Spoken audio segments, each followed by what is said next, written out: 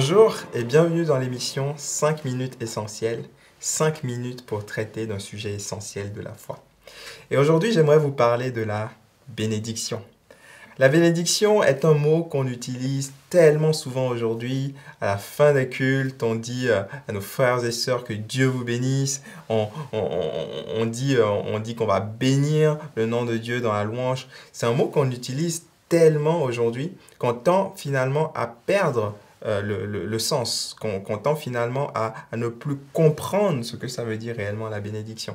Donc il est important pour nous de redéfinir, de repréciser ces mots-là que nous employons souvent.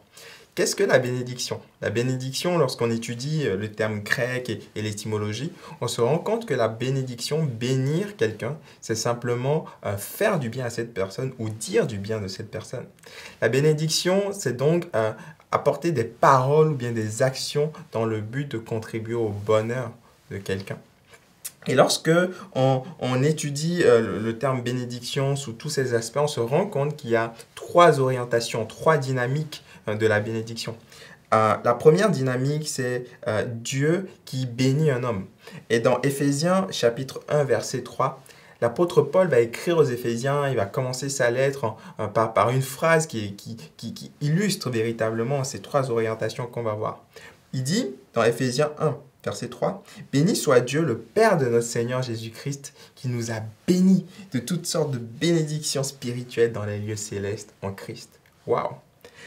Paul commence par parler d'une première dynamique, c'est Dieu qui bénit un homme. Il dit, le Père de notre Seigneur Jésus-Christ, Dieu nous a bénis de toutes sortes de bénédictions dans les lieux spirituels. Waouh! Dieu bénit un homme, Dieu peut bénir un homme. Et Dieu, comment Dieu bénit l'homme? Dieu peut bénir un homme par une parole ou par une promesse. C'est ce qu'il a fait avec Abraham. Il a dit, je ferai de toi le père d'une grande nation. Dieu a béni au travers d'une parole. Mais Dieu peut aussi bénir au travers d'une action, c'est-à-dire qu'il agit en faveur de quelqu'un. Il orchestre les circonstances en faveur d'une personne. Donc Dieu peut bénir en parole et au travers aussi d'actions, au travers de circonstances. Dieu peut bénir aussi matériellement ou spirituellement. Dieu peut bénir matériellement, nous donnant de l'argent, des richesses, la prospérité. Dieu peut bénir aussi spirituellement. Mais en tant que chrétien, c'est ce que Paul nous dit ici, c'est que en tant que chrétien, Dieu nous a premièrement bénis spirituellement. Il dit, béni soit Dieu, le Dieu de notre Père Jésus-Christ qui nous a bénis de toutes sortes de bénédictions spirituelles. Alors qu'on parle tellement aujourd'hui d'évangile de prospérité, tout cela, il est important de revenir aux bases et de comprendre que notre héritage est d'abord spirituel. Notre héritage est d'abord le salut, le ciel, la grâce de Dieu, la communion avec Dieu, reconnecter avec Dieu, manifester le caractère de Christ, l'amour, la joie, pouvoir dominer sur le péché, les forces du diable. Notre héritage est d'abord spirituel. Est-ce que Dieu peut bénir matériellement quelqu'un? Bien sûr. Est-ce que Dieu peut rendre riche? Bien sûr, mais ce n'est pas systématique. On voit bien que les disciples, les apôtres, ils n'étaient pas multimillionnaires, ils ne roulaient pas dans des jets privés. L'apôtre Paul n'avait pas un parc immobilier sur les Champs-Élysées, par exemple. Mais ils étaient bénis spirituellement. Et c'est l'héritage de tout chrétien. Maintenant, Dieu peut accorder une bénédiction matérielle à certaines personnes selon sa grâce infinie.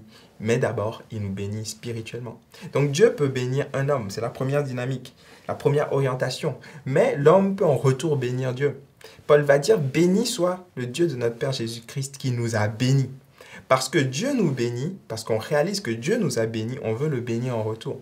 Et il est important de préciser que lorsqu'on bénit Dieu, on ne peut pas le bénir en action, on ne peut que le bénir en parole. Parce qu'on ne peut rien rajouter à Dieu. Dieu est tellement parfait, il n'a besoin de rien en plus. On ne peut rien rajouter à Dieu, mais on peut le bénir par nos paroles. On peut le bénir par notre louange, par notre reconnaissance, par nos actions de grâce, en disant du bien de lui. On peut bénir Dieu par notre parole. On peut bénir Dieu en retour parce qu'il nous bénit. La troisième dynamique, c'est un homme qui bénit un autre homme. Parce que Dieu nous a bénis, nous bénissons Dieu en retour, mais nous pouvons aussi bénir les autres. Nous pouvons aussi bénir nos frères et sœurs, nos amis, nos collègues, nos voisins, les personnes dans la rue, les STF. Nous pouvons apporter une bénédiction à ces personnes-là par des paroles, en disant du bien d'eux, mais aussi par des actions concrètes, par des encouragements, par des dons, par notre soutien. Et je prie que nous puissions réaliser ces trois dimensions, que nous puissions réaliser que Dieu nous a bénis, afin que nous puissions le bénir en retour. que nous puissions bénir les autres. Que Dieu vous bénisse.